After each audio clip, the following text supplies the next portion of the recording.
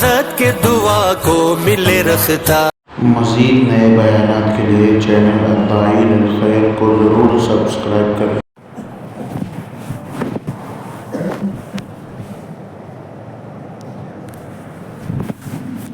آگے بڑھیں، دور والے حضرات نہیں ہو رہے ہیں، آواز آپ تک پہنچ رہی ہے، اس میں کوئی شک نہیں۔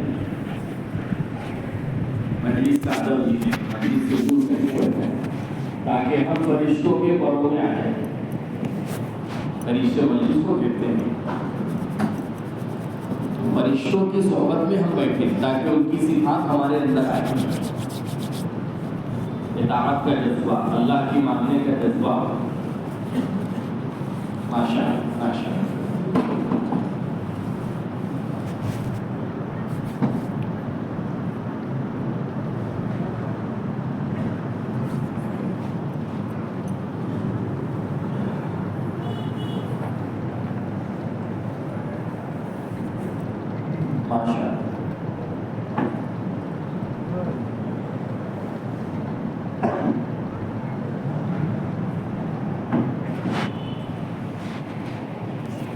سالوں میں ایک آدھ مرتبہ اس طریقے سے جڑنا ہوتا ہے، اس لیے پوری یکسوئی کے ساتھ۔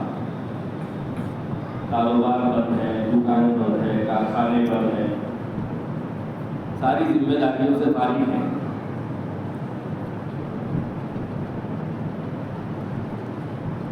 بسم اللہ الرحمن الرحیم، الحمدللہ وحدہ والصلاة والسلام علی من لا نبی بعدہ، اما بعد فاعوذ باللہ من الشیطان الرجیم، بسم اللہ الرحمن الرحیم، یا ایھا الذین آمنوا توبوا الی اللہ توبۃ نصوحا۔ وقال علیہ الصلاۃ والسلام کل بنی آدم خطاؤون وخیر الخطائین التوابون، او کما قال علیہ الصلاۃ والسلام۔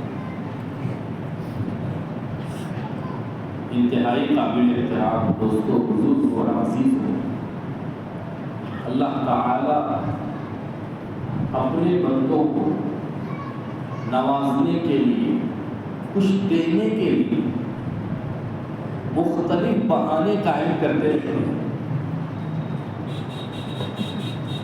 کبھی کسی دن کو فضیلت والا بنانا، کبھی کسی رات کو قابل فضیلت بنانا، حالانکہ سارے دن اور ساری راتیں اللہ ہی کی بنائی گئی ہیں۔ آج کی رات گزشتہ راتوں سے کوئی مختلف نہیں ہے کہ یہ 15 گھنٹے کی ہو گئی ہو، 20 گھنٹے کی ہو گئی ہو، 24 گھنٹے ہو گئے، لیکن اللہ پاک جو اپنے بندوں پر مہربان ہے، وہ چاہتے ہیں کہ کسی نہ کسی طریقے سے میرے بندوں کے حصے میں اجر و ثواب آتا رہے۔ اس لیے چھوٹے چھوٹے عمل پر بھی ثواب رہتے ہیں۔ راستہ چل رہے ہو، تکلیف دہ چیز ہے، پہلے سے اس کو کنارے کر دو، نیکی ملی۔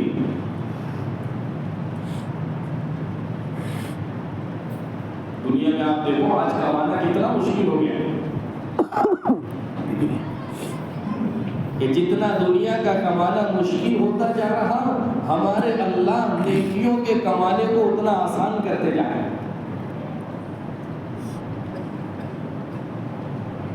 چھوٹے چھوٹے عمل پر، یہاں تک کہ حدیث میں آتا ہے اپنی بیوی کے منہ میں لقمہ بھی رکھ رہے ہو، اس پر بھی اللہ اجر دے رہے ہیں۔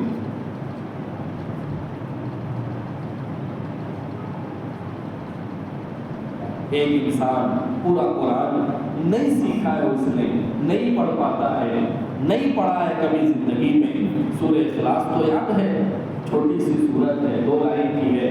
نبی صلی اللہ علیہ وسلم نے فرمایا سورۃ الاخلاص تعدل ثلث القرآن، جس نے ایک مرتبہ سورہ اخلاص پڑھ لی گویا کہ 10 پارے کی تلاوت کا ثواب اس کو ملے گا۔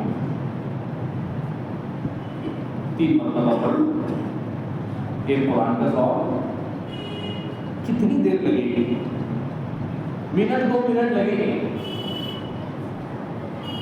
کون سی دنیا کی تجارت ہے، بزنس ہے جس میں اتنا پروفٹ ہے، اتنا اللہ دے رہے ہیں؟ چھوٹے چھوٹے عمل پر اتنے بڑے بڑے ثواب کہ آدمی حیران رہ جائے. کیوں؟ اس لیے کہ وہ اللہ اپنے بندوں کو عذاب دینا نہیں چاہتے، اللہ اپنے بندوں کے لیے جہنم نہیں چاہتے، اللہ اپنے بندوں کو نوازنا چاہتے ہیں، اس لیے دینے کے بہانے بناتے ہیں.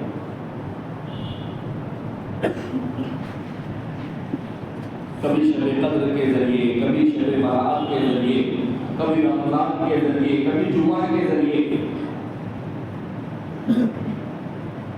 کوئی تو موقع آئے بندہ اس سے فائدہ اٹھا لے تاکہ ذریعہ اور بہانہ مل جائے اس کی مغفرت کا. اس لیے کہتے ہیں اللہ کی ذات تو ذرہ نواز ہے، ایک ذرہ برابر بھی اگر کوئی عمل بندے کا پسند آ جائے ساری زندگی کے لیے اللہ پاک اس کو کفارہ بنا دے.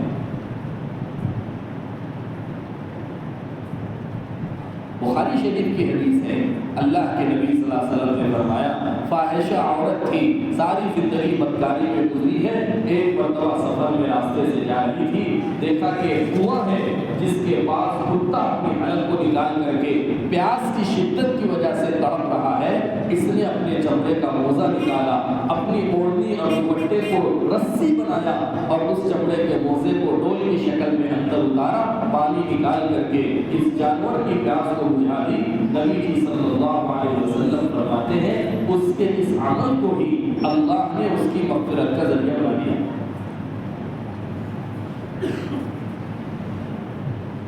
کہاں زنا جیسا سنگین جرم، اور جو زندگی میں ایک دو مرتبہ نہیں، وہ اس عمل کی عادی تھی، اور کہاں اس جانور کو پانی پلانا جس کے جسم کا ایک ایک بال تک ناپاک ہے. ناپاک ہے. اللہ کو یہ عمل پسند آئے. تو میرے دوستوں، بزرگوں اور عزیزوں، یہ جو کہا جاتا ہے اللہ اپنے بندوں پر 70 ماؤں سے زیادہ مہربان ہے، یہ تو سمجھانے کے لیے ہے، ورنہ حقیقت میں اگر ہم قرآن حدیث دیکھیں تو ہمیں اندازہ لگے گا 70 نہیں، 70 لاکھ 70 کروڑ ماؤں سے زیادہ اللہ مہربان ہے بندوں پر.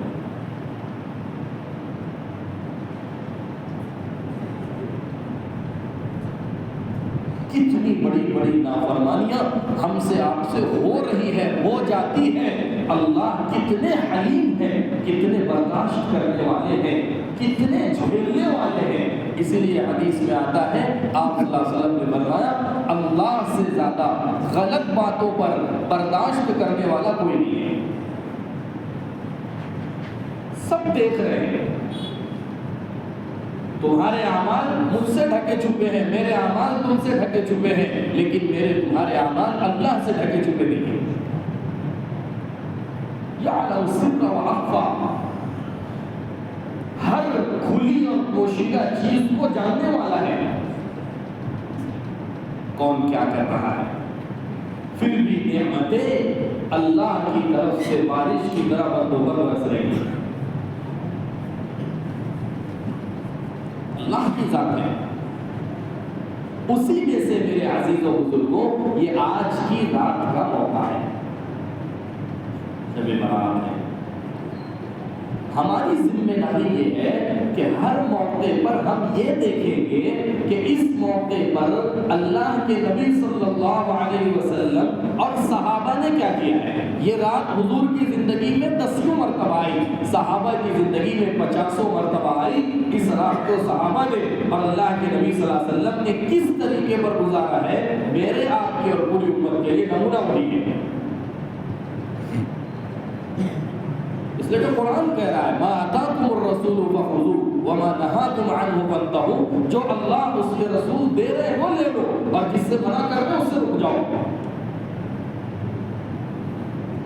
وہ جو عمل کر رہے ہیں ان کا کرنا عبادت ہے، اور جس عمل سے روک رہے ہیں اس کا نہ کرنا وہ اللہ کے یہاں عبادت ہے.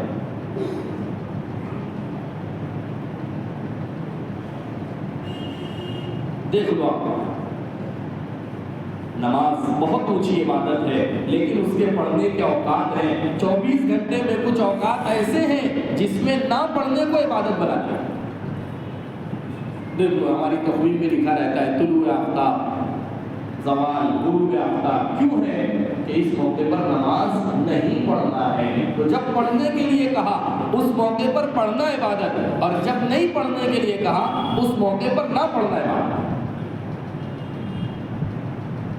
آپ کو بھی نہیں میں نماز پڑھوں گا، پوچھو علماء سے مسئلہ. یہ مقبول تحریمی ہے جو حرام کے قریب ہے. ان تین وقتوں میں نماز نہیں پڑھ سکتے آپ.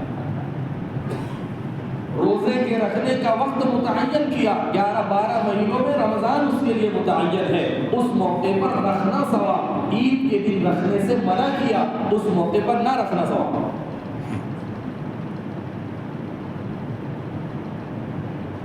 اسی لیے فرمایا اللہ کے نبی صلی اللہ علیہ وسلم نے کہ تم اس وقت تک کامل مومن نہیں ہو سکتے جب تک کہ تمہاری چاہتیں اور خواہشیں اللہ کے نبی کے لائے ہوئے دین کے تابع نہیں ہو جائے گی.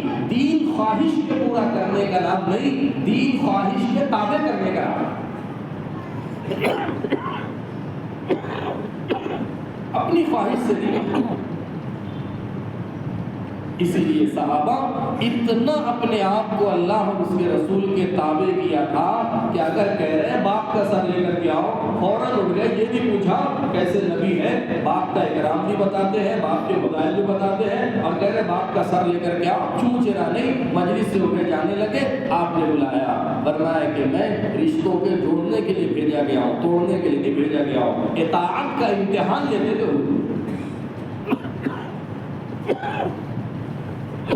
اسی لیے صحابہ کا مزاج تھا، اپنی سمجھ کو ماننے والے نہیں تھے، اپنی چاہت کو پورا کرنے والے نہیں تھے، اللہ کے نبی صلی اللہ علیہ وسلم کی منشا پر عمل کرنے والے، اس کو پورا کرنے والے تھے. اب وہ حکم چاہے بھیجے میں اترے، دماغ میں آئے یا نہ آئے، اس کو پورا کرنا ہے. اسی لیے ہر موقع کا دین ہے. اس رات سے تعلیم ہمارے نبی صلی اللہ علیہ وسلم کی تعلیمات ہے، وہی ہمارے لیے کرنے کا کام ہے. اس کے علاوہ جتنی چیزیں ہیں، دیکھو نہ کرنے والے ہزاروں کام ہیں، اس کو گناتے بیٹھیں گے تو رات کم پڑ جائے گی. کرنے والی چند چیزیں ہیں، یہ سمجھ لو کرنے والا کام کرو گے، نہ کرنے والے کاموں سے تو بچ جائے گا. شریعت کا مزاج یہ ہے، وہ کرنے والے کاموں کو بتاتی ہے. نماز کو بتایا کیوں؟ اس لیے کہ برائیاں تو 50 ہیں، نماز ایسی چیز ہے اگر تم اس ایک بھلائی پر آ جاؤ، ان الصلاۃ تنہی عن الفحشاء والمنکر، ان ساری 50 برائیوں سے تم کو بچا لے گا. نماز پر آ جاؤ، کرنے والے کام بتائے گا. کیونکہ یا تو اندھیرا ہوگا یا اجالا ہوگا. آدمی کو اجالے کو ختم کرنا ہے، اندھیرے کو ختم کرنا ہے تو لائٹ جلا دو، اور اگر اجالے کو ختم کرنا ہے تو لائٹ بجھا دو.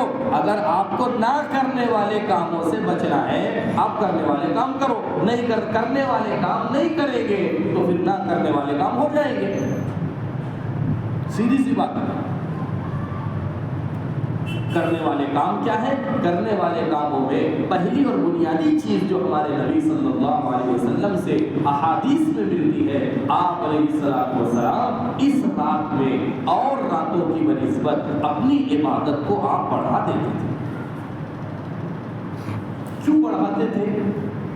اس کی وجہ یہ ہے، آپ صلی اللہ علیہ وسلم نے یہ فرمایا کہ اللہ تعالیٰ پورے سال کی راتوں میں رات کے آخری حصے میں آسمان دنیا پر آتے ہیں اور اپنے بندوں کی طرف متوجہ ہوتے ہیں. لیکن یہ وہ بابرکت رات ہے جس میں آخر رات میں نہیں، ابتدائے رات سے ہی اللہ پہلے آسمان پر اپنے بندوں کی طرف آ کر کے متوجہ ہو جاتے ہیں. حکیم الامت حضرت تھانوی رحمۃ اللہ علیہ نے لکھا ہے، یہ جو ہمارا آسمان ہے، پہلا آسمان، یہ گویا کہ ہمارے مکان کے چھت کی طرح ہے. دنیا ہمارے لیے مکان ہے، اس مکان کا فرش زمین ہے اور اس مکان کا چھت کیا ہے؟ آسمان ہے. اللہ پہلے آسمان پر آ رہے ہیں، اس کا مطلب یہ ہے کہ اللہ ہمارے گھر تشریف لا رہے ہیں. اس سے بڑی اعزاز کی چیز کیا چاہیے؟ لوگ دینے والے کے پاس جاتے ہیں، دینے والا آ رہا ہے. حل من مستغفر فاغفر له، ہے کوئی مجھ سے بخشش مانگنے والا جس کے گناہوں کو میں معاف کروں. اللہ کی طرف سے یہ اعلان۔ اور گزشتہ راتوں میں کہا کہ آخر رات کے حصے میں اللہ بندوں کی طرف متوجہ ہوتے ہیں، لیکن اس رات کی خصوصیت یہ ہے ابتدائے رات سے ہی اللہ بندوں کی طرف متوجہ ہے۔ فرمایا اس کا فرق بھی وہ سمجھے گا جس کو کسی سے محبت ہوئی ہو، جس کا دل کسی کے ساتھ لگا ہو، اس کو اندازہ ہوتا ہے کہ اگر محبوب 5 منٹ بھی وقت بڑھا کر کے دے دینا تو اس 5 منٹ کی لذت کیا ہوگی۔ آدھے گھنٹے کی ملاقات ہوتی تھی 35 منٹ کی ہو گئی، ہاں 5 منٹ بڑھ گیا۔ کہ اگر اللہ کی ذات عالی کے ساتھ دل لگا ہو اور اللہ کی ذات عالی کے ساتھ محبت ہو تو انسان کو پھر اندازہ لگے کہ ہمارے اللہ جو رات کے صرف آخر حصے میں آتے تھے، اس رات تو شروع سے ہی ہمارے ساتھ ہیں۔ اپنے بندوں کی طرف اللہ متوجہ ہے کہ اپنے بندوں کو معاف کرنے کے لیے حل من مستغفر فاغفر له، ہے کوئی مجھ سے اپنے گناہوں کی معافی چاہنے والا، اس کو معاف کرو۔ میرے دوستوں، بزرگوں، عزیزوں، کتنے مہربان ہے اللہ اس امت پر۔ علماء نے لکھا ہے، دیکھو بنی اسرائیل جو انبیاء کی اولادیں تھی، جن کے باپ دادا انبیاء تھے، ان سے گناہ ہوا، غلطی ہوئی، اللہ نے کہا تمہارے گناہ کا کفارہ یہ ہے کہ تم نے بچڑے کو اپنا معبود بنایا ہے، اس جرم سے پاک ہونے کا طریقہ یہ ہے فاقتلوا انفسکم، تم اپنے آپ کو قتل کرو۔ وَإِذْ قَالَ مُوسَىٰ لِقَوْمِهِ يَا قَوْمِ إِنَّكُمْ ظَلَمْتُمْ أَنفُسَكُمْ بِاتِّخَاذِكُمُ الْعِجْلَ فَتُوبُوا إِلَىٰ بَارِئِكُمْ فَاقْتُلُوا أَنفُسَكُمْ۔ اگر تمہیں اس گناہ سے پاک ہونا ہے تم اپنے آپ کو قتل کرو، ایک دوسرے کی گردن مارو۔ علماء فرماتے ہیں ایک جرم کی معافی یہ ہے کہ ایک دوسرے کی گردنیں مروا دی گئی، لیکن اس امت پر اللہ کتنے مہربان ہیں، کتنے رحیم ہیں۔ اللہ ان بندوں سے نہیں جو نمازی ہیں، حاجی ہیں، روزہ نماز کرنے والے ہیں، ان بندوں کو جن کی زندگیاں گناہوں اور گندگیوں سے بھری پڑی ہے، کہہ رہے قل، نبی جی آپ کہہ دیجئے یا عبادی، اے میرے بندوں، الذین اسرفوا علی انفسہم، جنہوں نے نافرمانیاں کر کے اپنی جانوں پر ظلم کیا ہے، لا تقنطوا من رحمت اللہ، تم کیوں اللہ کی رحمت سے مایوس ہو رہے ہیں؟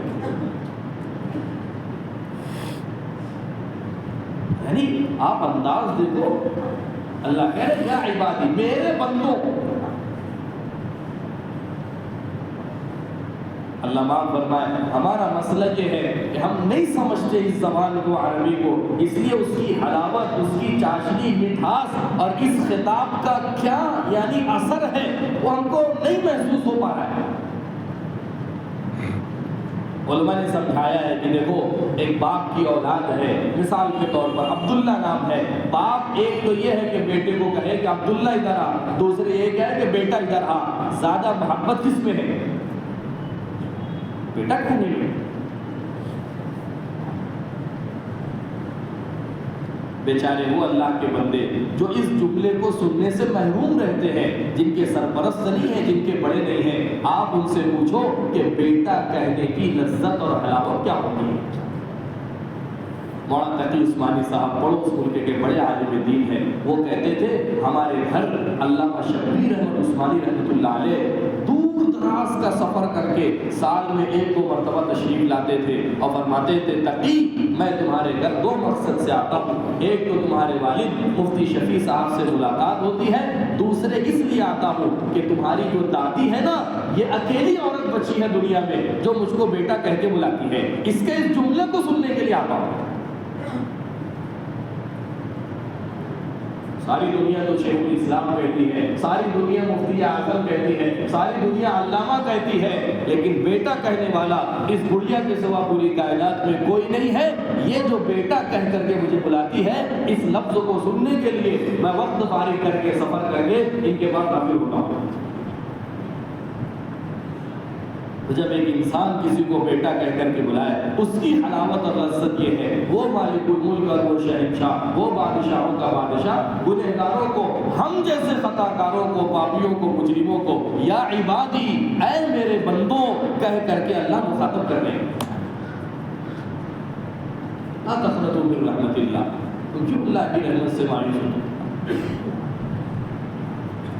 اسی لیے اللہ کے نبی صلی اللہ علیہ وسلم کی خدمت میں صحابی آئے، ایمان میں داخل ہوئے، رونے لگے۔ آپ نے فرمایا کیوں رو رہے ہو؟ فرمایا اللہ کے نبی زمانہ جہالت کے گناہ یاد آ رہے ہیں، زمانہ کفر کے گناہ یاد آ رہے ہیں، اور پتہ نہیں دل مطمئن نہیں ہو رہا کہ وہ گناہ معاف ہوگا یا نہیں معاف ہوگا۔ آپ نے فرمایا ایسا کون سا جرم تم سے ہوا؟ فرمایا اللہ کے نبی زمانہ جاہلیت تھا، ہم نہیں جانتے تھے، اپنی بچیوں کو زندہ زمین میں دفن کرتے تھے، میں نے اپنے خاندان کی 70 بچیوں کو اپنے ہاتھوں سے زندہ دفن کیا ہے، مجھے یہ گناہ یاد آ رہا ہے۔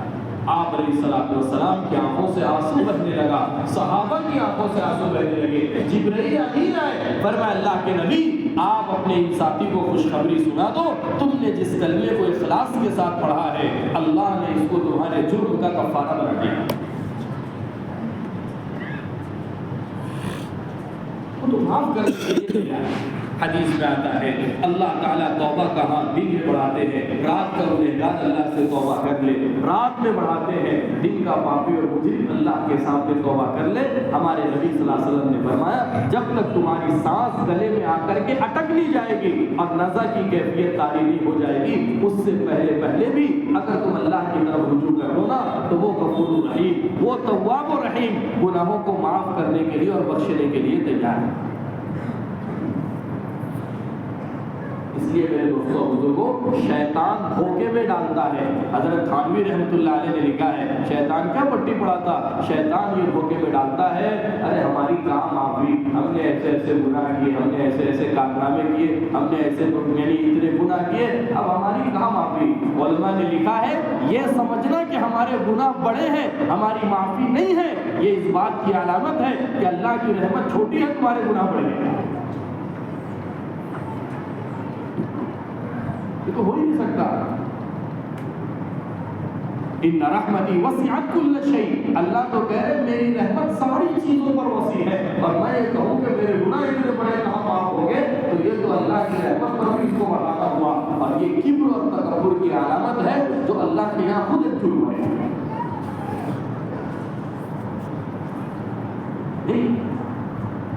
اس لیے اللہ تعالیٰ یہ بخشش کا موقع لا رہے ہیں، اللہ یہ رات ہمارے سامنے لا رہے ہیں، یہ موقع اللہ ہم کو دے رہے ہیں۔ پہلی چیز ہمارے اپنے اندر اس کی ندامت ہونا چاہیے کہ اللہ جو گناہ ہوا، جو جرم ہوا، اس لیے کہ حدیث شریف میں آتا ہے بعض گناہ ہے، بعض نافرمانیاں ہیں جن کو انسان اگر اس رات میں بھی نہ چھوڑے نا اتنا قیمتی موقع بھی زندگی میں آ کر کے گزر جائے گا، لیکن ان کی مغفرت اللہ کے یہاں نہیں ہوگی،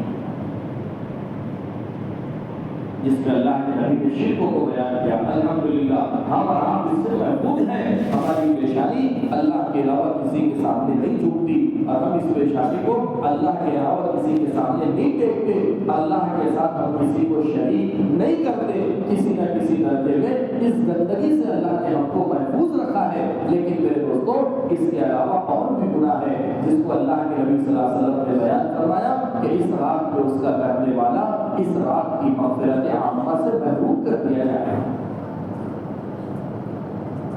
اس لیے کہ دیکھو شریعت کا اصول یہ ہے کہ شریعت نے جن راتوں کی فضیلت بیان کی ہے، جیسے نیکیوں کا اللہ پاک درجہ بڑھا دیتے ہیں نا، ایسے ہی ان راتوں میں گناہ بھی سنگین ہو جاتے ہیں۔ جیسے جگہ کے بارے میں ایک گناہ وہ ہے جو آپ مسجد کی چار دیواری کے باہر کر رہے ہو، اور ایک گناہ وہ ہے وہی گناہ آپ مسجد کی چار دیواری میں کر رہے ہو، جگہ کے بدلنے سے گناہ کا جرم ہونا پڑ جائے گا۔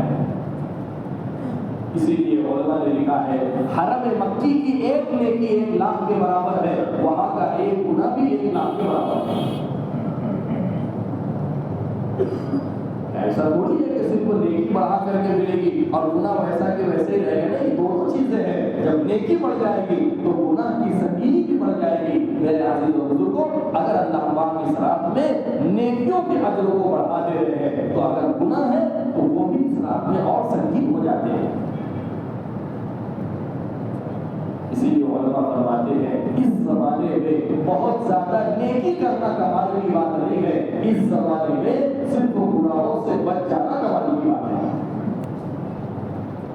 آدمی زیادہ نیکی نہیں ہوتی، فرائض ہو رہے ہیں، بہت اچھی بات ہے، ٹھیک ہے، فرض کو تو کرنا ہی ہے، اس کے علاوہ آپ زیادہ نفلوں کا اہتمام نہیں کر پاتے، زیادہ تلاوت نہیں کر پاتے، زیادہ تسبیح نہیں پڑھ پاتے، زیادہ نفل نمازیں نہیں پڑھ پاتے ہیں، کوئی بات نہیں، یہ تو اختیاری چیز ہے، لیکن کہا کمال کی چیز یہ ہے کہ آپ گناہوں سے بچ جاتے ہیں، گناہوں سے بچنا اصل چیز ہے۔ جو انسان ٹائر میں پنچر بھی ہے، ہوا بھی بھر رہا ہے، نیکی بھی کر رہا ہے، گناہ بھی کر رہا ہے، تو یہ تو سب لے دے کر کے حساب کے نام صاف ہو جائے گا۔ نیکیاں تھوڑی ہے لیکن گناہ سے اپنے آپ کو محفوظ رکھ رہا ہے، اس کی نیکیاں اللہ کے یہاں محفوظ ہو جائے گی۔ پہلی چیز تو یہ ہے اللہ کے نبی صلی اللہ علیہ وسلم اس رات میں بکثرت عبادات کرتے تھے۔ اب عبادت میں کوئی مخصوص طریقہ ہمارے نبی سے کسی حدیث کی کتاب میں ثابت نہیں ہے، جہاں تک کہ صلاۃ التسبیح بھی اس رات کے ساتھ خاص اور متعین نہیں ہے، یعنی اس رات کا عمل ہے، اس کو کرنا ہی ہے۔ دیکھو آدمی یہ کہے کہ کون سا گناہ کا کام ہے صلاۃ التسبیح پڑھنا، ہم نہیں کہتے گناہ کا کام ہے، لیکن اس چیز کو لازم سمجھ لینا۔ حضرت تھانوی رحمۃ اللہ علیہ نے بہت اچھی مثال، بہت پیاری مثال دی ہے کہ دیکھو گورنمنٹ ہے نا، وہ ڈکلیئر کرتی ہے کہ اس سال گورنمنٹ کی اتنی چھٹیاں رہے گی، مثال کے طور پر 20 چھٹی، پورے سال میں 20 چھٹی، وہ کیلنڈر پہ نشان لگے رہے گی، یہ سرکاری چھٹیاں ہیں۔ اب اگر ایک انسان یہ کہے کہ اس کے اندر ایک چھٹی بڑھا دو، بھائی کس لیے؟ بھائی ہمارے محلے کے جو کارپوریٹر صاحب ہیں نا، وہ اسی دن چھٹ کر کے آئے تھے، اس کی خوشی کے اندر ہم ایک چھٹی اور بڑھا دیں گے، گورنمنٹ کی نظر میں یہ جرم ہے، قانون میں جرم ہے۔ اب ایک انسان یہ کہے کہ کیا خوشی کا اظہار کرنا بھی جرم نہیں؟ خوشی کا اظہار جرم نہیں ہے، خوشی مناؤ، لیکن تم نے حکومت کے قانون کے اندر جو دخل اندازی کی نا، اس نے تمہارے عمل کو جرم بنا دیا۔ ورنہ نماز اللہ کی عبادت ہے، لیکن تم نے جو اس کو لازم کر دیا نا، یہ اللہ کے قانون میں دخل اندازی ہے، اس کو لازم نہیں ہے، اس کو لازم مت کرو۔ جس کو انفرادی رکھا ہے اس کو انفرادی رکھو، جس کو اجتماعی بنایا ہے اس کو اجتماعی رکھنا۔ صحابہ کرام اتنا اہتمام کرتے تھے، حضرت عثمان بن ابی عاص رضی اللہ عنہ کو ایک صاحب نے ختنہ کی دعوت دی کہ ہمارے یہاں تشریف لا، وہ میں نہیں آتا، کہ کیوں نہیں آتے؟ کہ حضور کے زمانے میں ہم نے یہ دعوت کبھی نہیں دیکھی ہے، ہم نہیں آتے ان ساری چیزوں میں۔ علماء نے لکھا ہے کہ دیکھو صحابی اس چیز کا اتنا اہتمام کر رہے ہیں کہ جو حضور کے زمانے میں نہیں ہوا اور جس چیز کے لیے نہیں بلایا جاتا تھا، ہم اس چیز کے لیے نہیں جائیں گے۔ عمل غلط نہیں ہے، لیکن اس کا موقع حضرت علی رضی اللہ تعالیٰ عنہ کے زمانے میں حضرت علی نے ایک شخص کو دیکھا عیدگاہ میں نماز پڑھ رہا ہے، ابھی عید کی نماز نہیں ہوئی تھی، یہ اپنی نفل پڑھ رہا ہے۔ حضرت علی نے فرمایا کہ بلکہ بعض روایتوں میں مارا اس کو دوسرے سے، وہ ناراض ہو گیا، امیر المومنین نماز پڑھنے پر مار رہے ہیں۔ فرمایا بھائی میں نے نماز پڑھنے پر نہیں مارا ہے، میں نے نماز کو خلاف سنت پڑھنے پر مارا ہے۔ اس موقع پر نماز کا پڑھنا ہم نے اللہ کے نبی صلی اللہ علیہ وسلم سے پوری زندگی کبھی نہیں دیکھا۔ آپ عیدگاہ میں سوائے عید ہے کہ کوئی نماز نہیں پڑھتے تھے، اس لیے تمہارا نماز کا پڑھنا، نماز غلط نہیں ہے، اس موقع پر پڑھنا غلط ہے، یہ موقع نہیں ہے اس کا۔ اس لیے انفرادی عبادت آپ اس کا اہتمام کرو، اس کے لیے مسجد بھی شرط نہیں ہے۔ ہم مسجد میں اس لیے جمع ہو جاتے ہیں کہ انسان اکیلا ہوتا ہے، تو اکیلے کو کہا حدیث شریف میں کہ انسان کا بھیڑیا جو ہے وہ شیطان ہے، جیسے اکیلی بکری کو بھیڑیا اچک لیتا ہے، ایسے انسان اکیلا رہنا تو بہت زیادہ دیر تک عبادت پر ٹک نہیں پائے گا، یا تو اس کو نیند آنے لگے گی اور یا پھر جو ہے یہ ادھر ادھر کی چیزوں میں لگ جائے گا۔ اجتماعی ماحول کی وجہ سے انسان کے اندر دوسروں کو دیکھ کے شوق پیدا ہوتا، رغبت پیدا ہوتی ہے، لیکن اب اس کو ضروری سمجھ لینا کہ نہیں گھر کے اندر ہے بھی اگر گنجائش تو مسجد ہی کے اندر رہیں گے اور یہی ضروری ہے، نہیں ایسا نہیں۔ اگر اللہ نے آپ حضرات کو وسعت دی ہے، گھر بڑا ہے اور آپ سکون سے عبادت کر سکتے ہیں، تو افضل یہ ہے کہ آپ اپنے گھر کے اندر اللہ کی عبادت کریں تاکہ ہمارا گھر بھی عبادت کی برکات سے محروم نہ رہے۔ یہ تو وہ جگہ ہے مسجد 24 گھنٹے اللہ کی رحمت برس رہی ہے، لیکن ہمارا گھر اللہ معاف کرے فون ادھر ادھر کی ساری خرافات جو اللہ کی رحمت کو روکنے والی ہے، وہ گھروں کے رہی ہیں، یہ موقع ایسا ہے ہم کچھ عبادتیں گھر کی چار دیواری میں کریں تاکہ یہ رحمتیں ہمارے گھروں پر بھی دو دیں۔ اللہ کے نبی صلی اللہ علیہ وسلم کا اتنا چھوٹا مکان تھا، حضرت عائشہ رضی اللہ عنہا فرماتی تھی کہ اللہ کے نبی تہجد کے وقت میں میرے پیروں کو دباتے تھے تو میں سوئی ہوئی ہوتی تھی، اس کو سکیڑ لیتی تھی اور اس جگہ میں حضور سجدہ فرمایا کرتے تھے۔ اتنے چھوٹے مکان کے باوجود اللہ کے نبی اپنے گھروں میں کچھ نہ کچھ نوافل کے پڑھنے کا اہتمام کرتے تھے، اس لیے کہ حضور نے فرمایا تھا تم اپنے گھروں کو قبرستان مت بناؤ، جیسے قبرستان میں مردے عبادت نہیں کرتے ہیں ایسے ہی وہ گھر جس میں عبادت کا اہتمام نہ ہو یہ زندوں کا قبرستان ہے۔ آپ نے منع کیا اسے، ٹھیک ہے ہمارے علماء کا مسئلہ تو یہی تھا کہ نماز کے پہلے کی اور بعد کی جو سنتیں ہیں اس کی اصل جگہ تو اپنا گھر ہی ہے، لیکن ہمارے علماء یہ فرماتے ہیں ابھی کے وقت میں ہمارے گھروں میں اب وہ عبادات کا ماحول نہیں ہے، اس لیے کہتے ہیں کہ ٹھیک ہے یہی سنتیں پڑھ لو، اگر گھر جاؤ گے ہو سکتا ہے گھر والے کوئی کام لگا دے، گھر میں گھسنے سے پہلے تم کام پر چلے جاؤ، اب وہ سنتیں رہ جائیں گے۔ گھر میں گئے ایک کمرہ ہے چھوٹا سا، اب اسی کے اندر مہمان آئے ہوئے ہیں، اب آدمی انتظار میں ہے، کچھ کام آ گیا وہ سنتیں رہ گئی، بچہ رو رہا ہے اس کو لے لی، کوئی بھی کام آ جائے اس لیے علماء فرماتے ہیں اب چونکہ گھروں کی چار دیواری کا وہ ماحول نہیں رہا کہ ہم یہاں سے جائیں تو جو ماحول ہم نے مسجد میں اللہ کی عبادت کا چھوڑا ہے یہ ماحول ہم کو گھر کی چار دیواری میں مل جائے، جو اللہ کے نبی اور صحابہ کے زمانے میں ہوتا تھا وہ مسجدوں میں ہے، وہی ماحول گھر کی چار دیواری میں ہے، چونکہ ہمارا ماحول اب وہ نہیں رہا، اس لیے کہتے بھائی اطمینان سے یہی نمازیں پڑھ لو ورنہ وہاں کے چکر میں یہ بھی رہ جائے، ورنہ اصل تو وہی ہے، نفلوں کو اور سنتوں کا اہتمام انسان اپنے گھروں میں کرے۔ اس بات کا اچھا موقع ہے کچھ نہ کچھ تلاوت اپنے گھروں میں، کچھ نہ کچھ تسبیح اپنے گھر میں، 2-4 رکعت اپنے گھر میں۔ میں نے جمعہ میں میری بات کی ابن عباس میں نے وہاں بھی یہ بات کہی، اللہ معاف فرمائے صحابہ کے چھوٹے گھر ہونے کے باوجود بھی حدیث کی کتابوں میں یہ بات ملتی ہے ان کے گھروں کا ایک حصہ مخصوص ہوتا تھا جس کو مسجد بیت، گھر کی مسجد کہا جاتا ہے، گھر کی مسجد۔ کیا مطلب کہ عورتیں وہاں نماز کا اہتمام کرتی تھی، عورتیں وہاں تلاوت کا اہتمام کرتی تھی، رمضان میں عورتیں وہاں اہتمام کرتی تھی، سارے اعمال جو مسجد کے ہیں گھر کے اس حصے میں کیے جاتے تھے، اس کا نام ہی مسجد بیت رکھا جاتا تھا۔ آج اللہ معاف فرمائے ہمارے گھروں میں اگر 8-10 روم بھی ہے نا تو ساری چیزوں کے لیے مخصوص جگہ ہے، مسجد کے نام سے کوئی حصہ متعین نہیں ہے۔ ہمارے گھر میں بیڈ روم ہے، ہمارے گھر میں ڈرائنگ روم ہے، ہمارے گھر کے اندر ہال ہے، ہمارے گھر کے اندر کچن ہے، ہمارے گھر کے اندر مہمان روم ہے، یہ سارے کمرے ہیں، لیکن پوچھو کہ کوئی کمرہ مسجد کے نام سے، کوئی کمرہ مصلی کے نام سے، کوئی کمرہ عبادت کے نام سے کہ نہیں ہے۔ حالانکہ یہ چیز ہونی چاہیے، گھر کی ماں بہنیں سارے کاموں سے فارغ ہو کر کے اس جگہ پر آ کر کے اللہ کے سامنے نمازوں میں، تلاوت میں، ذکر اذکار میں وہ اتنا حصہ ہونا چاہیے۔ جیسے گھر کی کوئی بھی کونے میں کھانا نہیں پکتا، اس کے پکنے کی جگہ ہے، کھانا نہیں پکے گا، کچن میں پکے گا، انسان کہیں بھی بستر لگا کے نہیں سوتا، اس کی جگہ ہے، کہیں بھی ضرورت سے فارغ نہیں ہوتا، اس کی جگہ ہے۔ ساری چیزوں کی جیسے جگہ ہم نے گھروں میں محسوس کی ہے ایسے عبادت کی جگہ ہونی چاہیے۔ یہ گھر کا وہ کونا ہے جو عبادت کے لیے ہے، ذکر کے لیے ہے، تلاوت کے لیے ہے، تسبیح کے لیے ہے، اللہ سے توجہ کو جوڑنے کے لیے ہے، اللہ کے سامنے مانگنے کے لیے، ہاتھ پھیلانے کے لیے، دعا کے لیے ہے۔ اس کا اہتمام بھی اپنے گھر میں الگ ہے۔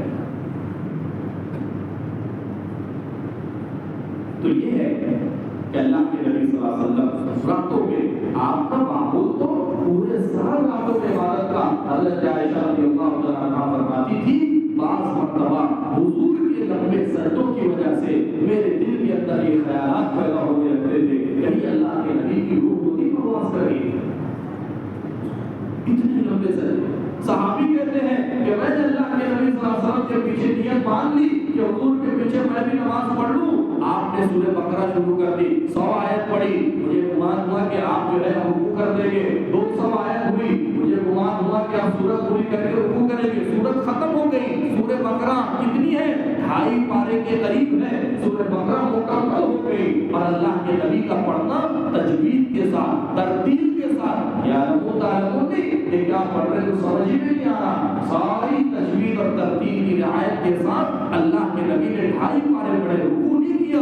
اللہم لک الحمد اللہم لک الحمد سورہ آل عمران آپ نے شروع کر دی. 5.25 پارے سورہ مائدہ آل عمران سورہ بقرہ اللہ کے نبی صلی اللہ علیہ وسلم نے 5.25 پارہ پڑھا اور اس کے بعد رکوع کیا.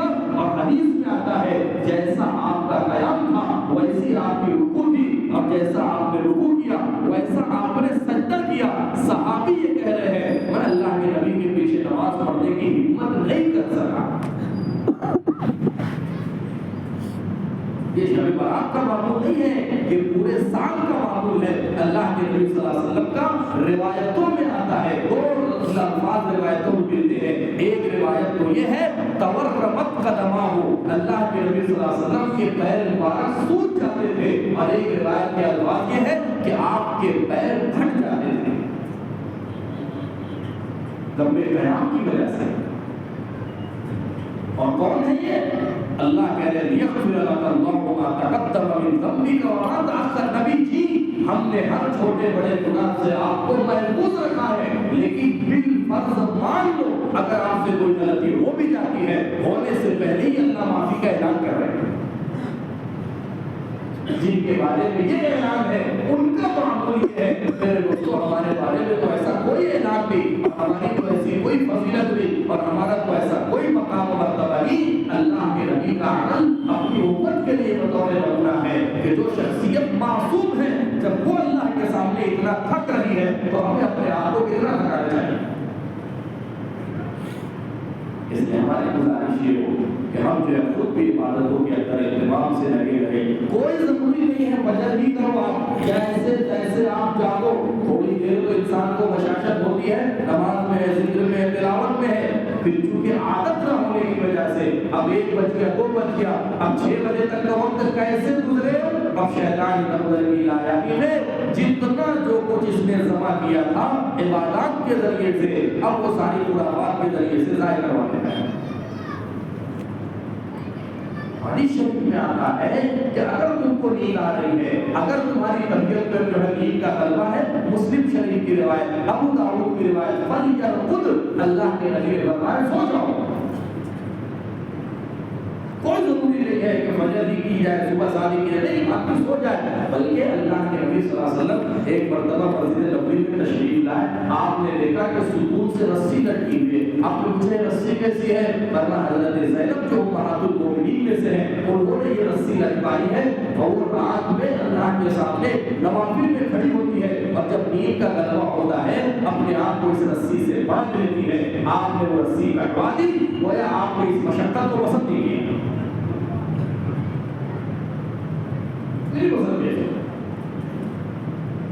جتنی انسان کے اندر بشاشت ہے, انسان اپنے آپ کو جاگنے کا مکلف رکھے. نیند آ جائے, حضرت مولانا رشید احمد گنگوہی رحمۃ اللہ علیہ سے کسی نے پوچھا, حضرت درود شریف پڑھتے ہیں نیند آ جاتی ہے, حضرت نے فرمایا تھا کہ ابھی سو جاؤ. پھر طبیعت میں بشاشت آ جائے, پھر اللہ کے ذکر میں درود میں اور نماز کے اندر مشغول ہو جاؤ. انسان بے دلی کے ساتھ 10 رکعت پڑھے, اس سے بہتر یہ ہے کہ دل جمعی کے ساتھ 2 رکعت پڑھے. حدیث میں آتا ہے تم کو نیند لگی ہوئی ہے, تمہاری زبان سے کیا جملہ نکل رہا تم کو بھی خبر نہیں, میں اللہ سے دعا کر رہا, بس دعا کر رہا, انسان کو خود پتا نہیں ہے. اس لیے جتنی ہمارے اپنے اندر بشاشت ہے اتنا تو جو ہے وہ آپ جاگے اور کوشش کریں کہ ہماری اپنی فجر اور عشاء, الحمدللہ ہم نے عشاء پڑھی, فجر کی نماز بھی جماعت کے ساتھ پڑھے. حدیث شریف میں آتا ہے, صحیح حدیث ہے, جس نے عشاء کی نماز جماعت سے پڑھی اور فجر کی نماز جماعت سے پڑھی, گویا اس نے پوری رات اللہ کے سامنے عبادت میں گزاری. یہ بھی دیکھو اللہ کا کتنا احسان ہے. عشاء جماعت سے پڑھا, سو گیا, فجر سے پہلے اٹھا, فجر جماعت سے پڑھا, پوری رات سویا ہے, لیکن اللہ سونے والوں میں نہیں دکھ رہے, اللہ عبادت کرنے والوں میں شمار کر رہا ہے.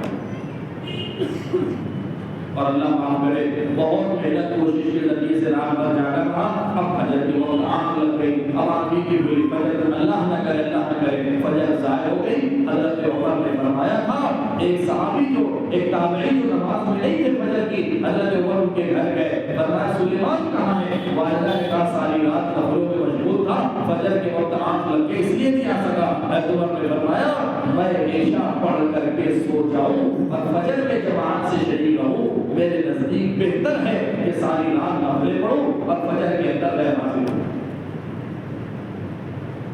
اس لیے ہم یہ کوشش کریں کہ پورا سال، حضرت شیخ رحمۃ اللہ علیہ نے لکھا ہے نا کہ شب قدر کی کوئی مخصوص علامت نہیں ہے اور اس کی کوئی مخصوص دن اور تاریخ نہیں ہے، اندازے سے 27ویں شب، 21ویں، 23ویں، 25ویں کا کہتے ہیں، لیکن حضرت شیخ رحمۃ اللہ علیہ نے لکھا ہے نا کہ جو شخص پورا سال عشاء اور فجر کے پڑھنے کا اہتمام کرے گا اللہ اسے شب قدر کی عبادت دے گا، کیونکہ سال میں کوئی رات ہوگی نا، آپ پورا سال عشاء اور فجر جماعت سے پڑھ رہے ہو، میں نے ابھی حدیث سنائی عشاء اور فجر کا جماعت سے پڑھنا پوری رات عبادت کا ثواب رکھتا ہے، تو جو رات شب قدر ہوگی آپ نے عشاء اور فجر جماعت سے پڑھی، آپ کے حصے میں پوری شب قدر کی عبادت کا ثواب آ گیا۔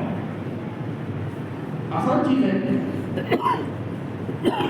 اپنے گھر کی ماں بہنوں کو بھی عبادت کی طرف متوجہ کریں، یہ موقع ہے، اور عبادت میں انسان نفل تو پڑھے ہی، لیکن بہتر یہ ہے کہ جو ہمارے ذمہ فرائض ہیں ہم اس کا اہتمام کریں، اس لیے کہ فرض اس کا درجہ فرض کا ہے، نفلوں کی اللہ کے یہاں پوچھ نہیں ہے، آپ نہیں پڑھو گے اللہ کے یہاں پکڑ نہیں ہوگی، لیکن اگر فرض آپ نے چھوڑ دی ہے، قضا ہے آپ کے ذمہ ہے، اللہ کے یہاں اس کی پوچھ ہوگی۔ اسی لیے نمازیں حضرات کی چھوٹی تھی، لیکن جب احساس پیدا ہوا کہ نہیں میرے ذمہ نماز، ایک نماز کے چھوڑنے کا وبال 80 برس یعنی 2,88,00,000 برس جہنم میں اپنے آپ کو جلانا ہے، ایک نماز کا وبال۔ میرے عزیز و بزرگوں، جب لوگوں نے یہ احادیث سنی دل کے اندر ایک چوٹ پیدا ہوئی، اور دل کے اندر ایک چوٹ لگی، اپنے پاس ڈائری بنا لی، میری 2 سال کی نمازیں قضا ہے، میری 10 سال کی نمازیں قضا ہے، میری 15 سال کی نمازیں قضا ہے، وہاں سے نمازوں کو قضا کرنا شروع کیا، ایک دن میں ایک نماز کی قضا کرتے تھے، 5 نمازیں پڑھے نا، 5 نمازوں کے ساتھ 5 نمازیں قضا پڑھ رہے ہیں، اللہ کے فضل سے نیت کے اندر میں صحیح جذبہ تھا، ساری نمازیں اللہ نے ادا کروائی۔ کرنے والوں کے لیے آسان ہے، حدیث میں آتا ہے سب سے پہلا حساب اللہ کے یہاں نمازوں کا ہے، اس لیے اگر چھوٹ گئی ہے تو ایسا نہیں معاف ہو گئی، معاف نہیں ہے، اس کو پڑھنا ہی ہے، کسی بھی حال میں اس کو ادا کرنا ہے، ہمارے ذمہ ہے۔ اگر ہم سے نادانی میں غلطی ہو گئی، ہم سے کوتاہی ہو گئی، آئندہ کے لیے تو ہم اہتمام کریں گے ہی، لیکن پچھلی کے لیے ہم ایسی ترتیب بنائیں کہ ہماری نمازیں جو ہے وہ قضا ہوتی رہے اور ادا ہوتی رہے۔ اس لیے یہ رات میں اتنی موقع ہوتا ہے، بجائے اس میں کہ ہم نوافل میں لگے، ہم اپنی قضاء عمری کو پورا کریں۔ کچھ نمازیں ہماری پوری ہوتی ہیں، اسی کے ساتھ ساتھ بچوں کو بھی دیکھیں، یہ چھٹی کا موقع ہے، ہم ادھر ہیں، بچے پتہ نہیں کہاں ہیں، یہاں گھوم رہے وہاں گھوم رہے، ادھر جا رہے ادھر جا رہے، اللہ معاف فرمائے، جو رات اللہ کے سامنے کھڑے ہونے کی تھی اس رات کو بازار کی زینت بنا دیا گیا، سارے دیکھو ابھی شب برات آئے گی، اب تک ہم پہلے سے ساری خرافات سڑکوں پر روڈوں پر، یہ بک رہا وہ بک رہا ہے، یہ باجا اور یہ ساری چیزیں یہ تو اپنے آپ کے اعمال کو خراب کرنے کے لیے ہے، اور آدمی جو ہے منہ سے کہہ رہے بولے صاحب کیا کرے، بچے ضد کرتے، بچے مانتے نہیں، بچہ ضد کر رہا سانپ لینے کے لیے تو اٹھا کے دے دیں گے اس کے ہاتھ میں، بچہ ضد کر رہا چھری لینے کے لیے تو دے دیں گے اس کے ہاتھ میں، نہیں، ہم ذمہ ہیں، ہم کو پتہ ہے کہ یہ چیز غلط ہے اور اللہ اور اس کے رسول نے اس کو پسند نہیں کیا، اب اگر ہمارا بچہ ضد کر رہا ہے تو ہم اس کو سمجھائیں گے۔ حضرت عامر رحمۃ اللہ علیہ نے لکھا ہے بچوں کا مسئلہ نہیں ہوتا، اس بچے کا مسئلہ ہے جو ہماری گود میں ہے، جو ہمارا نفس ہے، وہ چاہ رہا ہے کہ تھوڑا بازار دیکھ لے، بچے کے رام پہ چلا گیا، یہ بچے کا مسئلہ نہیں ہے، وہ نفس والے بچے کا مسئلہ ہے جو ہماری گود میں ہے، یہ ہم کو لے کر کے جا رہا ہے۔ نہیں میرے عزیز و بزرگوں، ان ساری خرافات سے اور ان سارے منکرات سے، بدعات سے اپنے آپ کو بچاتے ہوئے ایک ایک سیکنڈ کی حفاظت، دیکھو اللہ والے کیسے اپنے وقت کی حفاظت کرتے تھے۔ ایک بزرگ بھی آئے، ایک صاحب ملنے کے لیے آئے، فرمایا حضرت یہ تمہارے مکان کی چھت اب تب میں ہے، کبھی بھی سر پہ آ جائے گی، تھوڑا سا ٹھیک تو کر لو۔ فرماتے ہیں کہ 20 سال ہو گئے میں نے اپنے مکان کی چھت نہیں دیکھی. کیسی زندگی گزارتے تھے, کتنی حفاظت اپنی نظر کی, اپنی زبان کی, اپنی زبان سے نکلنے والے الفاظ کی. ایک بزرگ اپنے دوست کے گھر گئے, عصر کے بعد کا وقت تھا, بندہ فلانا کہاں ہے, گھر سے آواز آئی کہ وہ تو سو رہے ہیں. تو کہنے لگے یہ وقت سونے کا ہے, اصل وقت کون سوتا ہے. راستے میں واپسی ہو رہی تھی, قبرستان سے گزر ہوا, اپنے نفس کو مخاطب کر کے کہہ رہے تجھے اس سے کیا مطلب, یہ وقت تو سونے کا ہے یا نہیں ہے, تو نے ایک نایابی بات اپنی زبان سے نکالی, قسم ہے 1 سال کا تجھے بستر پر نہیں لٹاؤں گا. ایسے اپنے آپ کی تربیت کرتے تھے, اپنے نفس کی تربیت کرتے تھے, ایسے اپنے اوقات کی حفاظت کرتے تھے. میرے دوستوں, بزرگ اور عزیزوں, ایسی صاف ستھری زندگی گزارتے تھے کہ میرے عزیزوں ہم تو بھاگ رہے ملک الموت سے اور وہ انتظار میں رہتے تھے ملک الموت کے. دیکھو حضرت شیخ نے لکھا ہے, بزرگ کے پاس آئے ملک الموت, چلو چلنا ہے, کسی کا لینا دینا ہے تو کر لو, اتنی گنجائش دی گئی. فرمایا الحمدللہ سارا لینا دینا کلیئر ہے, کسی کا کوئی معاملہ نہیں, میں تو 30 سال سے اس مسجد میں تمہارے انتظار میں ہوں. نہیں ہے ہمارے پاس ایسی زندگی, نہیں ہے ہمارے اپنے پاس ایسی محنت جو آدمی یہ کہہ سکے کہ میں انتظار میں ہے اور میری زندگی ایسی ہے. اس لیے میرے دوستوں بزرگوں, اللہ پاک یہ موقع دے رہے ہیں. کتنے ایسے ہمارے مجموعے میں گزشتہ سالوں میں راتوں میں ہمارے ساتھ تھے, نہیں ہے وہ, ان کی زندگی کی وہ آخری شب برات تھی جو گزشتہ سال گزر گئی. اس مجموعے میں ایسے کتنے ہیں جن کو آج کی رات تو مل گئی, نہ جانے آئندہ سال کی رات ان کے حصے میں ہے یا نہیں ہے. آج ہی کی مراد ہے جس کے بارے میں حدیث شریف میں آتا ہے پورے سال کے مردوں کی فہرست اللہ فرشتوں کے حوالے کر دیتے ہیں. اسی رات میں فیصلہ ہوتا ہے. اسی لیے حضرت عائشہ رضی اللہ تعالیٰ عنہا نے اللہ کے نبی صلی اللہ علیہ وسلم سے پوچھا تھا, اللہ کے نبی آپ شعبان میں اتنی کثرت سے روزے کیوں رکھتے ہیں؟ آپ نے فرمایا کہ عائشہ اس ماہ مبارک میں بندوں کے عمل اللہ کے سامنے پیش کیے جاتے ہیں, میں چاہتا ہوں میرا عمل روزے کی حالت میں میرے اللہ کے سامنے پیش کیا جائے. علماء نے لکھا ہے جس حال میں تمہارا عمل اللہ کے یہاں پیش کیا جائے گا اسی حال میں اللہ کے یہاں تمہاری پیشی ہوگی. اتنا کثرت سے حضور اس ماہ مبارک میں روزے کا اہتمام کرتے تھے. بعض روایتوں میں آتا ہے چند دن چھوڑ کر کے پورا مہینہ اللہ کے نبی صلی اللہ علیہ وسلم کا روزوں کے اندر گزرتا تھا, روزے کے اہتمام میں گزرتا تھا. علماء نے لکھا ہے بندوں کے اعمال 3 طریقے سے اللہ کے یہاں پیش کیے جاتے ہیں. ایک پیشی تو روزانہ کے اعتبار سے ہوتی ہے. بخاری شریف کی حدیث ہے, مشہور روایت ہے کہ فجر کے فرشتے جو ہے عصر میں پہنچتے ہیں اور عصر والے فجر میں اللہ کے یہاں جاتے ہیں, بندوں کے بارے میں اللہ پوچھتے ہیں اور فرشتے اللہ کے سامنے بندوں کے حالات پیش کرتے ہیں. ایک پیشی ہفتے کے اعتبار سے ہے, حدیث میں آتا ہے پیر اور جمعرات کو بندوں کے اعمال اللہ کے سامنے پیش کیے جاتے ہیں. ایک پیشی سال کے اعتبار سے شعبان المبارک شعبان المعظم میں بندوں کے اعمال اللہ کی بارگاہ میں پیش کیے جاتے ہیں. اسی لیے اللہ بخاری رحمۃ اللہ علیہ نے لکھا ہے شعبان کا مہینہ آخرت کے اعتبار سے آخری مہینہ ہوتا ہے. سارے اعمال اللہ کے سامنے. میرے دوستوں بزرگوں, آپ اندازہ تو لگاؤ کیا ہمارے اعمال ہمارے اللہ کے سامنے پیش ہو رہے ہیں, کتنی اس کے اندر نافرمانیاں, جس کا رزق کھا رہے ہیں, جس کی روزی استعمال کر رہے ہیں, جس کے دیے ہوئے ہاتھ پیر استعمال کر رہے ہیں, جس کی دی ہوئی زمین اور ہوا استعمال کر رہے ہیں, اس اللہ کے سامنے ہمارے نامہ اعمال ایسے سیاہ بن کر کے پیش ہو رہے ہیں. میرے دوستوں بزرگ اور عزیزوں, یہ ہمارے لیے کتنی افسوس کی چیز ہے. ایسے اللہ کے بندے گزرے ہیں اس کائنات میں جن کے اعمال نامے ایسے اللہ کے یہاں پہنچے ہیں کہ اللہ یہ کہہ رہے ہیں کہ اے فلانے 40 سال سے منکر نکیر تیرے اعمال نامے جو ہے ہمارے سامنے ایسا پیش کر رہے ہیں جس میں ایک گناہ بھی لکھا ہوا نہیں ہے, ایک گناہ بھی نہیں. اس لیے میرے عزیزوں بزرگوں, ایک چیز تو اس رات کے بارے میں یہ ہے عبادات کا اہتمام. عبادتوں میں اب یہ ہے کہ انسان کی طبیعت ایک عبادت کی وجہ سے تھوڑا سا سستی آنے لگتی ہے. آپ نفل پڑھ لو, تلاوت کر لو, ذکر کر لو, حیات بدلنے کی وجہ سے تھوڑا سا چستی اور نشاط انسان کے اندر پیدا ہو جاتا ہے. اس کے اس کا بھی اہتمام ہے.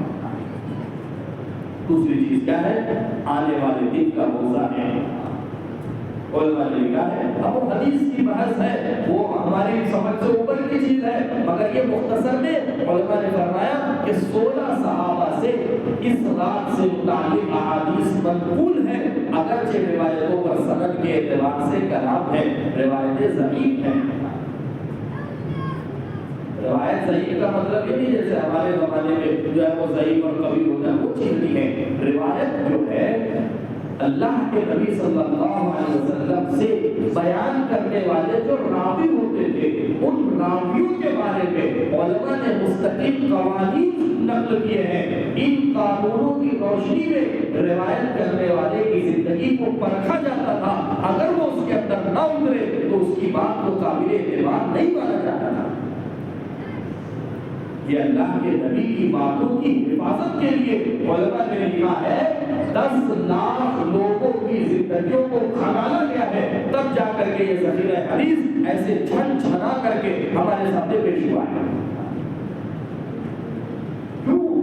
یہ تو دین کی بنیاد ہے قرآن اور حدیث، اگر اس کے اندر ملاوٹ ہو جائے گی ہماری بنیاد کہاں باقی رہے گی؟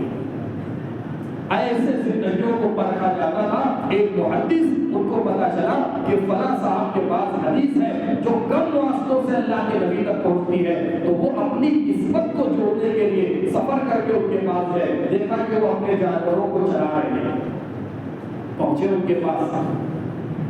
تو جیسے ہمارے یہاں جانوروں کو بلانے کے لیے آدمی جو ہے وہ ایسے جھوٹ موٹ ہاتھ ایسے کرتا ہے، جانور سمجھتا ہے کہ کچھ دانا ہے، اس قریب آتا، حالانکہ ہوتا کچھ نہیں ہے، ایسے ہی وہ اپنے جانوروں کو بلانے کے لیے ایسے ہاتھ آگے کر رہے تھے۔ وہ صاحب وہاں سے واپس لوٹ گئے، کہا جو اپنے جانوروں کو دھوکہ دے سکتا ہے وہ نبی کی بات میں بھی ملاوٹ کر سکتا ہے۔ نہیں اس سے بات امام احمد بن حنبل رحمۃ اللہ علیہ اتنے سخت تھے اس بات میں، وہ کہتے تھے اگر کسی شخص نے اپنی زندگی میں ایک مرتبہ بھی جھوٹ بولا ہے، چاہے اس نے توبہ کر لی اور پوری زندگی جھوٹ نہیں بولا، لیکن اس کی حدیثیں میرے نزدیک ناقابل اعتبار ہیں۔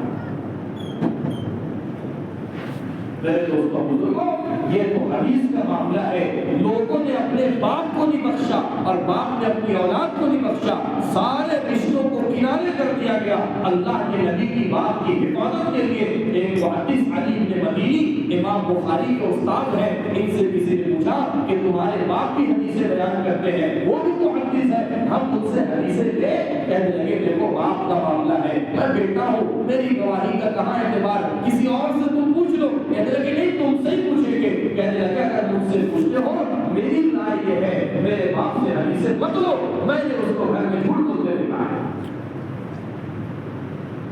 اپنے باپ کے بارے میں یہ کہہ رہے ہیں کہ اس کی حدیثوں کا اعتبار نہیں، جو انسانوں کو جھوٹ بول سکتا ہے وہ نبی کی باتوں میں ملاوٹ کر سکتا ہے۔ ایسی حفاظت اللہ کے نبی صلی اللہ علیہ وسلم کی باتوں کی محدثین نے کی ہے، اس لیے ان حدیثوں کو نقل کرنے والے راویوں میں اگر کوئی راوی کمزور ہوتا ہے، جس کے اندر کوئی جو ہے وہ اصول اور قاعدے کے اعتبار سے گڑبڑی ہو، تو یہ کہا جاتا ہے کہ یہ روایت کمزور اور ضعیف ہے۔ روایت کمزور نہیں ہے، روایت کرنے والا کمزور ہے، جس کی وجہ سے روایت میں کمزوری آتی ہے۔ تو علماء نے لکھا ہے کہ فضائل شعبان سے متعلق جو احادیث ہے وہ 16 روایتیں حدیث کی کتابوں میں ملتی ہے، جس میں اگرچہ کچھ روایتیں کمزور ہیں لیکن اتنی ساری سندوں سے ہونے کی وجہ سے اس کے اندر تقویت آ جاتی ہے، مضبوطی آ جاتی ہے۔ اس لیے اس رات کی عبادت کو بھی مستحب کہا جائے گا، اور اس کے بعد کا جو روزہ ہے یعنی کل کے دن کا، اس کو بھی جو ہے وہ مستحب کہا جائے گا۔ میں نے کہا اللہ کے نبی صلی اللہ علیہ وسلم کا معمول تو پورے رمضان کو کرنے کا تھا، اس کی اعلیٰ درجہ تو یہی ہے۔ یہ مشق ہے رمضان کے روزے کی، اور جو مشق کر لینا اس کے لیے رمضان کے روزے آسان ہے۔ دیکھو جو حفاظ پورا سال پڑھتے ہیں ان کے لیے مصلی پہ کھڑا ہونا کوئی مسئلہ نہیں، اور جو سال بھر پڑھنے کا اہتمام نہ کرے، اب رمضان آتے آتے کھانا حلق سے نہیں اترتا، ساری چیزیں جو ہے وہ بھول جاتے۔ کیوں؟ اس لیے کہ پورے سال دور کا اہتمام بھی ہوا، اب پڑھانا مشکل ہو گئی۔ شعبان کے روزے کافی مشکل کریں، رمضان آسان ہو گئے۔ اسی لیے حضرت تھانوی رحمۃ اللہ علیہ 15 شعبان کے روزے کی اور اس رات کی عبادت کی ایک حکمت یہ بھی لکھی ہے، اللہ اس رات میں جگا کر کے اور جاگنے کی ترغیب دے کے رمضان کی راتوں کی مشق کروا رہے ہیں۔ اور شعبان کا روزہ رکھوا کے رمضان کے روزے کی مشق کروا رہے ہیں. جو یہ سوچے کہ رمضان کا روزہ کیسے رکھیں گے تو رمضان شعبان میں زیادہ فرق نہیں ہے. ایک روزہ یہ رکھ کے دیکھ لو تو ان کو پتہ چلے گا جیسے یہ رکھ سکتے وہ بھی رکھ سکتے ہیں. اس لیے ہو سکے تو روزے کا اہتمام کرو. روزے کا اہتمام. اب اس روزے کے اندر بھی اگر ہم گزشتہ روزے کی قضا کی نیت کر لیں تو بھی علماء فرماتے ہیں اس کی جو فضیلت ہے وہ بھی ملے گی اور جو ہمارا قضا روزہ ہے وہ بھی ادا ہو جائے گا. کبھی ہمارا روزہ چھوٹ گیا یا کبھی سفر کی وجہ سے ہم نے روزہ نہیں رکھا, وہ روزہ ہمارے ذمے ہے, اب اس کی ادائیگی کا موقع کیا ہے, ہم اس کے اندر نیت کر لیں, فضیلت بھی مل جائے گی اور ہمارا جو فریضہ ہے وہ بھی ادا ہو جائے گا.